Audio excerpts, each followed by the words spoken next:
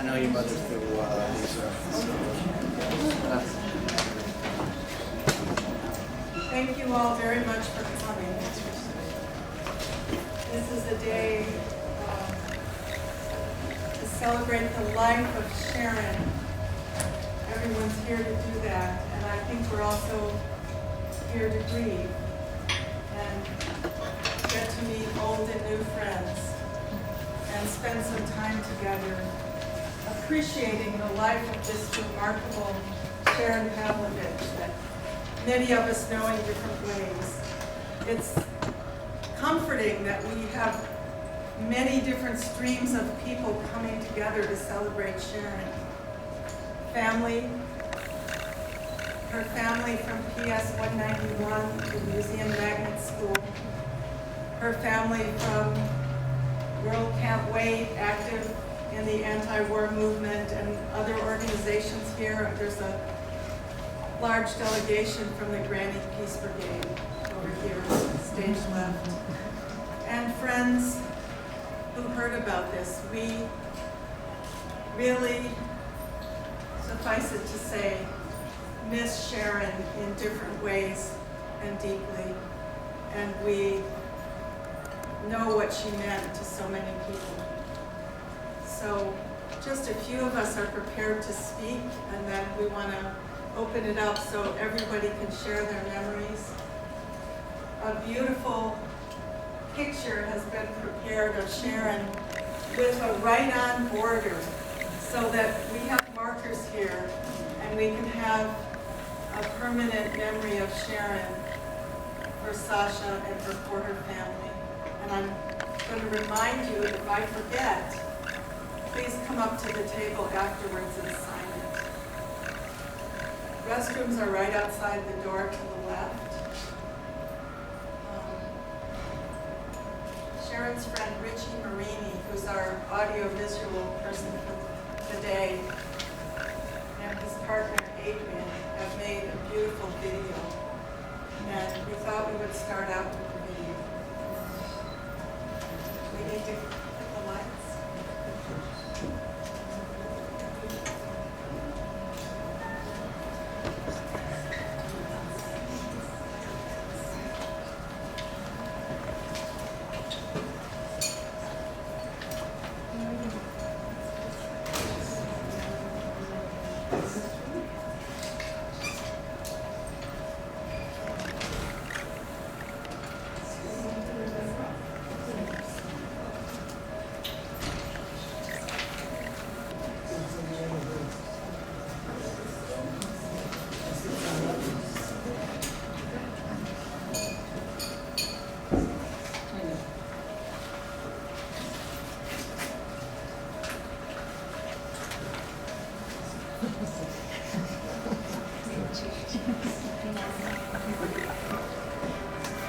One blue sky above us,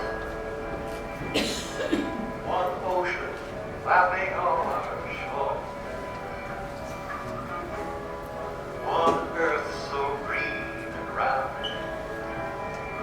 Who could ask for more? And before I'll give it one more try to show my rainbow race.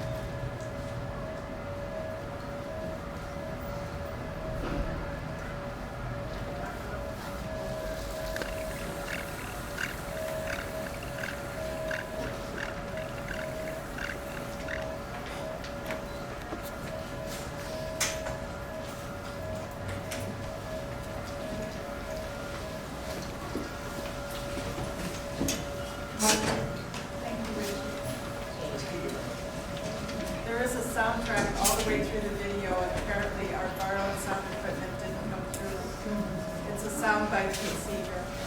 And we'll put it up on the worldcan'twait.net website so you can all see it. I saw people that I just met today in photos. So we tried to pull the different streams of Sharon's life together.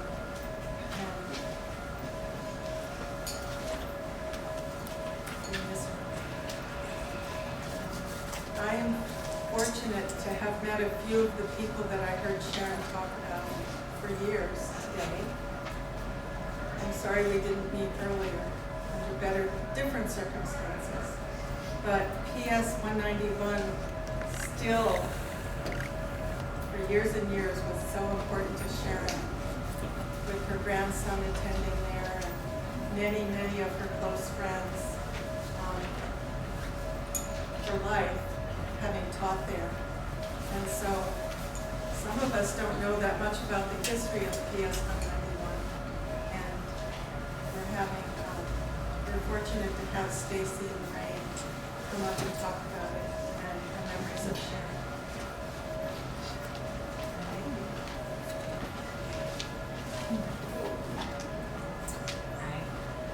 My name is Stacy Lorraine, and I was fortunate to be a friend and colleague of Sharon's at PS 191.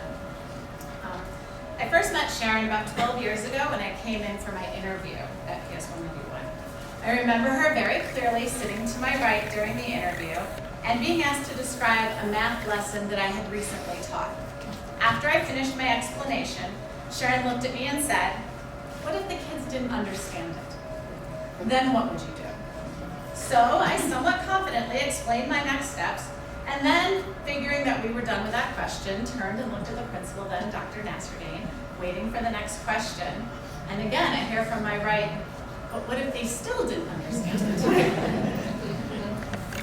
And that's when I knew that this was a woman I needed to work with and know.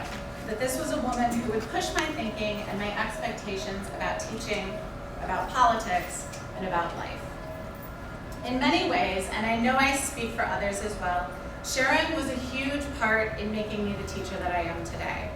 What I loved about Sharon is that she was always up for a great conversation. She was the person to go find after school when you just needed to share a new idea, talk through a problem, or just vent. The best part about venting with Sharon was that it was never a fruitless airing of grievances. She would listen and let you get it all out, and then very carefully and gently, she would look at you and say, "But what if?" Or, "Have you tried?" And that's when you knew not only that she'd heard you, but that she also saw another side and wanted to push you beyond just complaining, but to finding some kind of solution. Sharon shared with many of us this beautiful yearning to make the world better. When I knew her, she spent her time doing that with teachers and children. Her love of the great educational philosophers always inspired me to do my best. As I tried to think about what to say today, I looked to some of her favorites for some inspiring words. I found this from John Dewey. "Anyone who has begun to think places some portion of the world in jeopardy." That's the goal, isn't it? I know Sharon lived by those words every day. When I first met her, I saw her as focused more on getting the students to think. But as our friendship grew, I realized that she also pushed every one of us teachers to think in ways that pushed our grown-up understandings of, and sometimes complacencies in the world. She guided us to becoming ever more mindful of the work that was our charge with the children. In Variations on a Blue Guitar, Maxine Greene, the great educational philosopher, writes, "For us, education signifies an initiation into new ways of seeing, hearing, feeling, moving. What we want to make possible is the living of lyrical moments, moments at which human beings, free to feel, to know, and to imagine, suddenly understand their own lives in relation to all that surrounds." Sharon made possible the living of lyrical moments. She inspired us, even demanded us, to find new ways of understanding that moved us to action. She helped us to notice deeply the world around us, the children, the art, the poetry, to question everything, and in doing so, try to make some new meaning for ourselves and others. Another one of my favorite moments with Sharon was just such a small moment. It was a chilly November night, and we had just finished what was to be one of our last book club meetings at Roz's apartment. As some of us walked down the street, Sharon and I walked arm in arm, talking up a storm about what I can't remember, but it was that moment of camaraderie, of close friendship, of intimate sharing that I will always treasure most. Something else that Maxine Green wrote really resounds with me today. She asked, how can the extinguished light be lit again so that teachers and learners can appear before one another and show, in speech and action, who they are and what they can do? Sharon is an extinguished light in this world, and we must ask ourselves that question today. In doing so, I think we will find that it is our mission as teachers and learners in this world that Sharon spent her whole life trying to make better. It is our charge